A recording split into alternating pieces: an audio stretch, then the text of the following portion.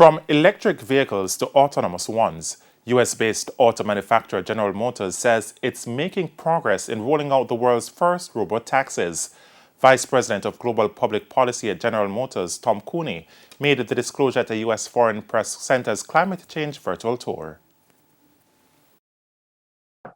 We're also very proud to have recently signed an agreement with Dubai in the United Arab Emirates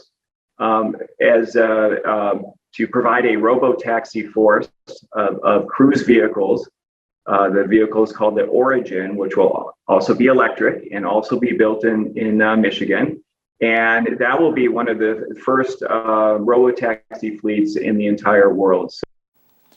Autonomous and electric vehicles are part of America's commitment to reducing harmful gas emissions from fossil fuels like gasoline and oil that are used in vehicles. Meanwhile, as General Motors works to fulfill its commitment to making 30 all-electric vehicles, EV models by 2025, Assembly Manager Jack Hund explains how the high-voltage electric vehicles will be serviced. De-energize the vehicle if they need to service the vehicle, and then obviously, as the technology increases, we need to have engineering support staff on hand that are capable of diagnosing issues that potentially could come up.